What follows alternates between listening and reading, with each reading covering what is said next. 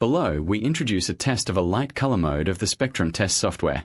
As for the light color test, it is to detect an absolute spectrum of the light source and calculate and display a parameter of related optics and colorimetry.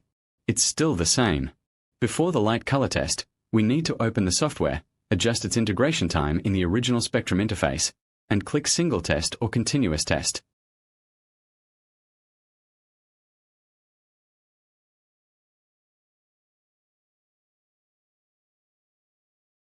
Let's adjust its integration time.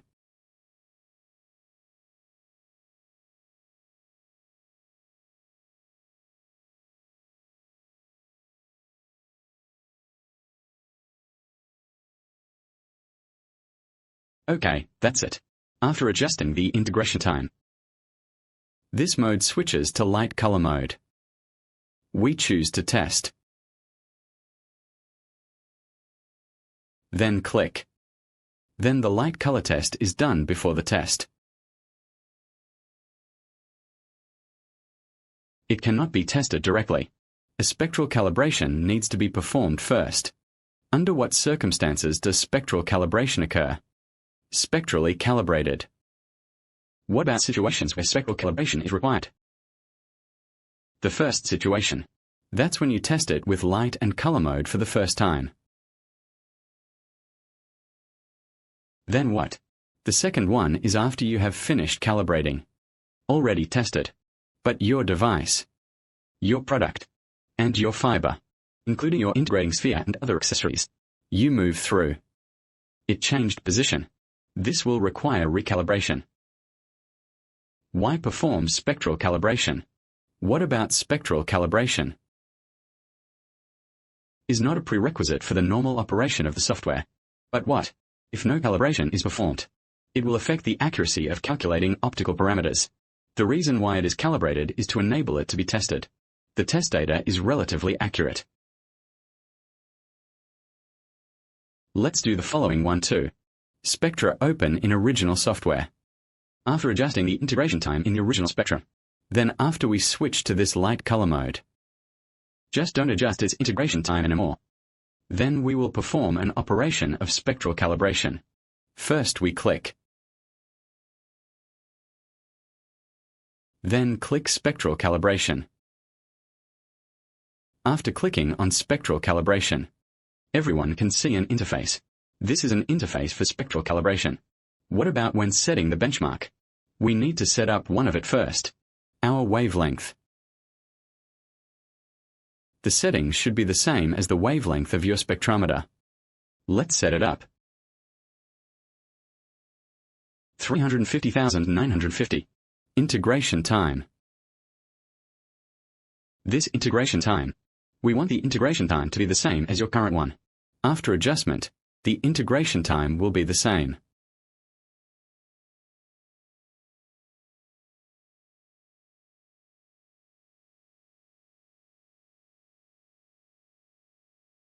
Our sampling times are the same as before.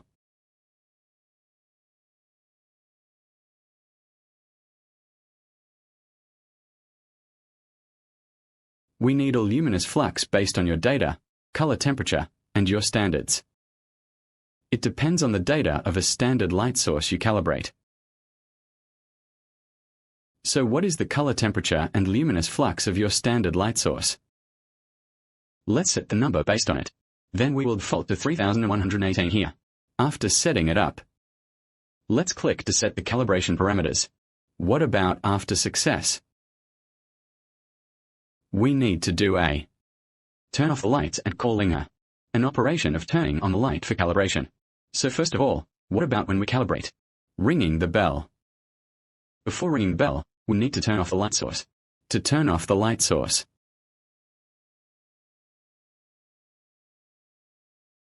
prompt you to ensure that under dark conditions,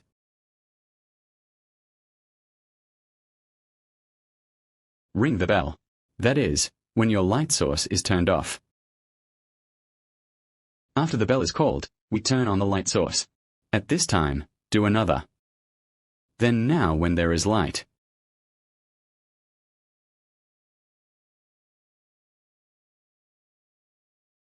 the light source has been turned on.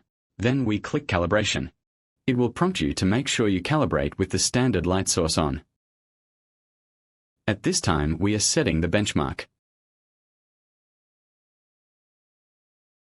The following one is to read the calibration file from the hardware, and a calibration file written to the hardware. What about this time? If we don't want to recalibrate next time. If you want to extract the calibration file directly, we can choose to write the calibration file data to the hardware. In this way, when we calibrate next time, you can directly open this interface. Direct. Then the next time you open it, directly clickable from the hardware. Read calibration file data. You don't need to set up anymore. Then we won't write about it here. Then after the calibration is completed, let's click on the test and take a look. This is normal and no problem.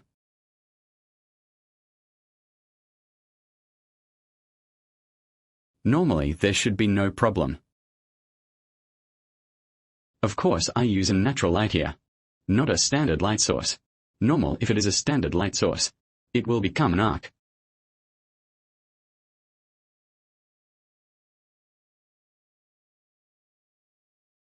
What other functions are there in light color mode? It's in a project option below it.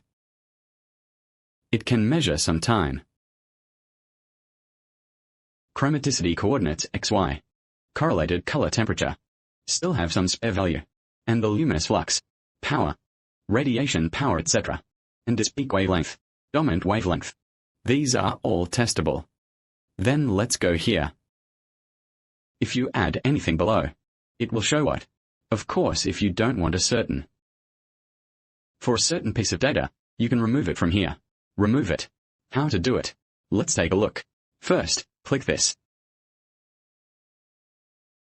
Some will come out of here. You can also use the names of some project options, including a project we have added now. On the left is an addable item. The current projects and the projects that can be added add up to all the work we can do. A software that can be tested. We want.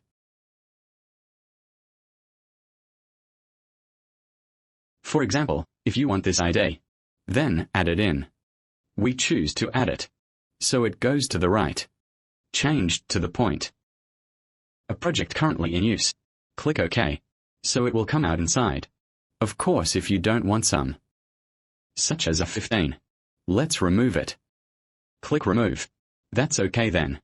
There won't be any more A15 in it. A use of the project. What about the above? It is an operation method of light color mode.